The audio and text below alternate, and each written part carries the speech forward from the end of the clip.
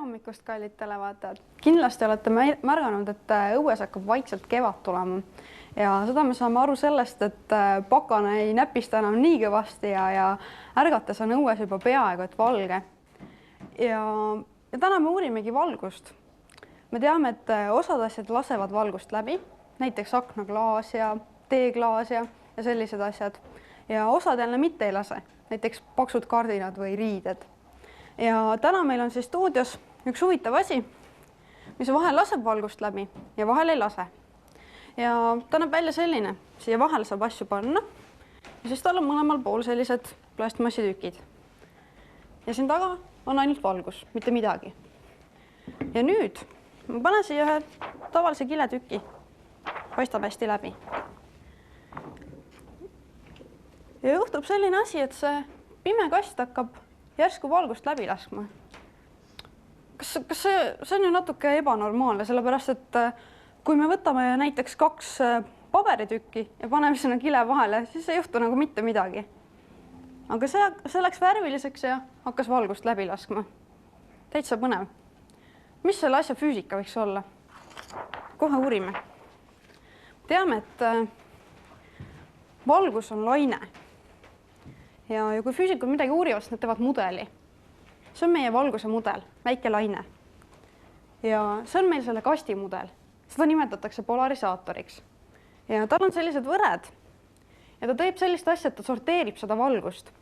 Tuleb siit valgus, tuleb niipidi, läheb ilusti läbi, aga tuleb teistpidi valgus. Siis ta jääb kinni.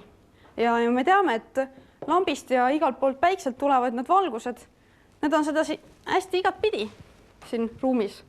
Ja siis see polarisaator laseb meil läbi ainult sellised. Ja mis me siin selle kastiga oleme teinud? Me võtsime 2 polarisaatorit ja panime nad risti. Ja siis juhtus selline asi, et esimene polarisaator lasi selle valguse siit läbi, sorteeris välja niipidi mineva valguse, aga teine püüdis selle valguse kinni ja siis me ei näinudki midagi.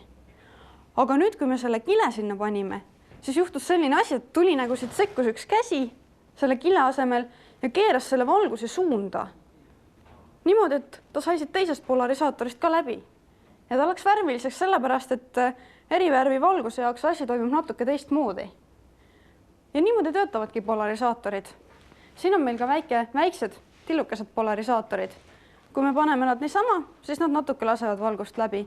Kui me paneme nad niimoodi kohakuti, siis nad lasevad ka valgust läbi. Aga kui me nüüd keerame 90 kraadi üksteise suhtes, siis läheb kõik pimedaks. Ja täpselt sama asi meil siin kastidega ka juhtus. Aga milleks selline asi võiks olla kasulik? Kohe uurime. Meil on siin üks selline krõnks ja seda krõnksu saab pigistada. Ja ma pigistan seda krõnksu. Ja praegu ei juhtu midagi. Aga ma panen ta siia polarisaatorite vahele.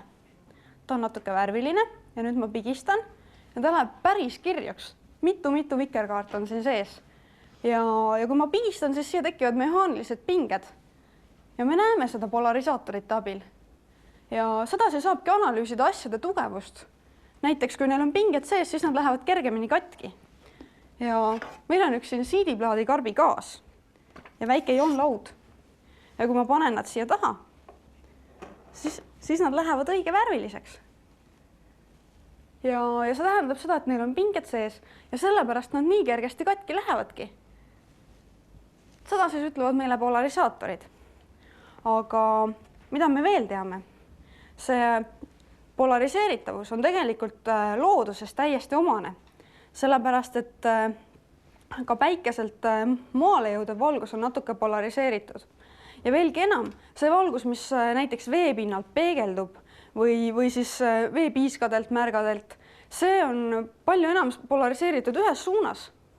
Ja nüüd, kui me paneme sellised polariseerivad päikseprillid ette, siis me saame selle ühe suuna peegeldused kõik ära kaotada. Ja kalamehed on selle üle väga õnnelikud, sellepärast, et igaüks on päikselise päevaga vaadanud vette ja näinud ainult päikese peegeldust. Ja kalamehed tahavad hoopis kalasid näha, kes seal vees ujuvad.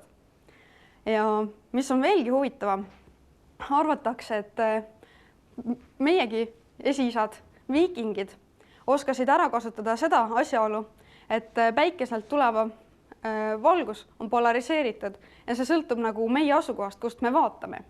Ja nemad oma sombuse ilmaga ja pikkade pimedate öödega, pimedate päevadega majasid mingisugust orienteerumisvahendit. Kompassi siis veel ei olnud. Ja siis nad võtsid ühe kristalli, mis eri suunas polariseeritud valguse käes läks eri värvi ja tegid sellega kindlaks päikeseasendi ja võib-olla niimoodi nad jõudsidki Ameerikasse. Mine tea.